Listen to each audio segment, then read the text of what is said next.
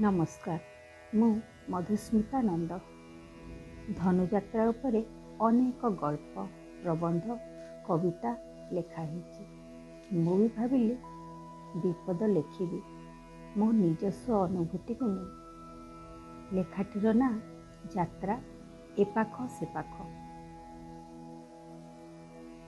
यात्रा ए पाख चारिआडे आलुअर उत्सव यात्रा देखा किणा बिका खिया पियार आसर बाजा रोशनी रे उछुली उठुची सहर। वर्ष तमामर अपेक्षा पर दीर्घ 11 दिनर महोत्सव। पिलाठारू बुढ़ा समस्ते मशगुल आनंदरे। पिलाटी मध्य एही उत्सवर महाकुंभर अंशटी अभिनय करुची भिन्न एक चरित्र।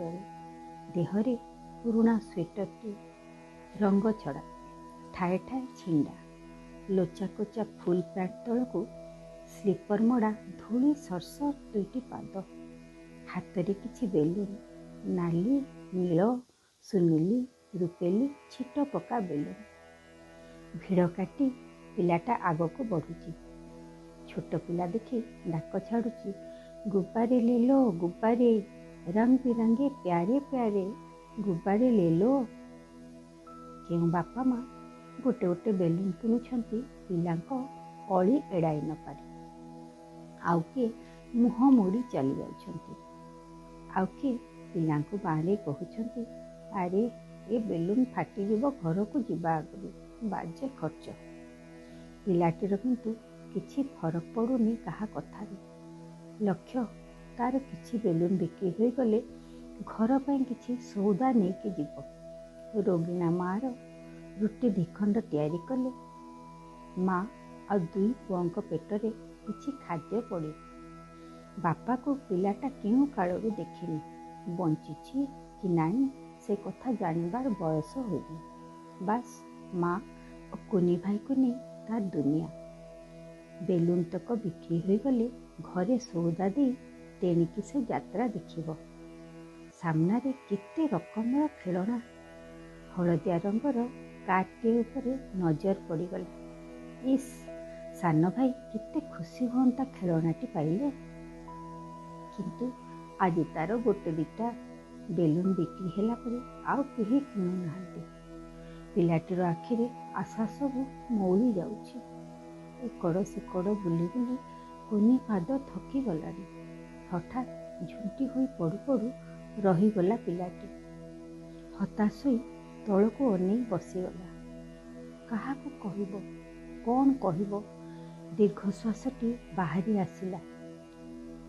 सामनारे आधुनिक बेश परिपाटीयुक्त किछि कॉलेज पढ़ुआ युवक युवती गरम गरम सूप्र मजा उठाउथिले डिसेम्बर थंडारे।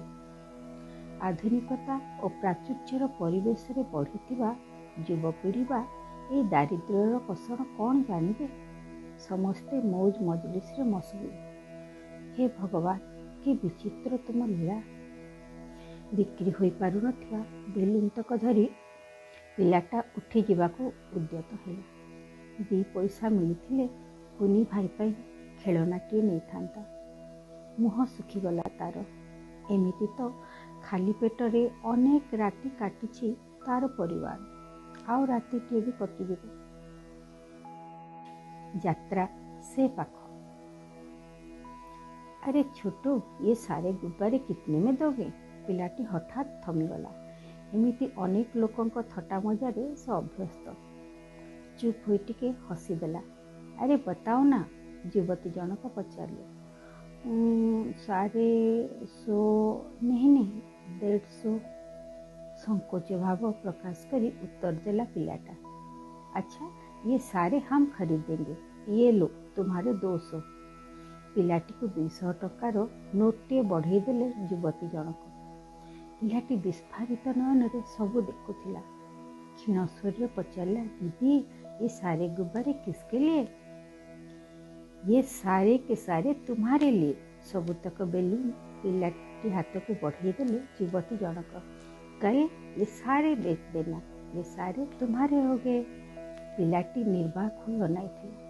ଗରମ ଗରମ 2 ଖଣ୍ଡ ରୁଟି, ହଳଦିଆ ରଙ୍ଗର କାର୍, ଖୁସିରେ ଟଙ୍କାତକ ପକେଟରେ ପୁରାଇ ଭିଡ଼ ଭିତରେ ଅନ୍ତର୍ଧ୍ୟାନ ହୋଇଯାଉଥିଲା ପିଲାଟି। ଆଖିରେ ତାର କୃତଜ୍ଞତାର ଚମକ ସ୍ପଷ୍ଟ ବାରି ହୋଇଯାଉଥିଲା। ଆଉ ଯୁବତୀ ଜଣକ ଓଠରେ ଗଭୀର ଆତ୍ମତୃପ୍ତିର ହସଟିଏ ଖେଳି ଯାଇଥିଲା।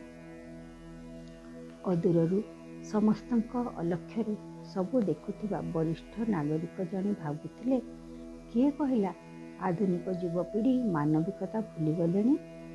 ଆଧୁନିକତାର ପରିପାଟି ତଳେ ସୁନ୍ଦର ମଣିଷଟିଏ ଆଜି ବି ବଞ୍ଚିଛି, ସଦା ବଞ୍ଚିଥିବ।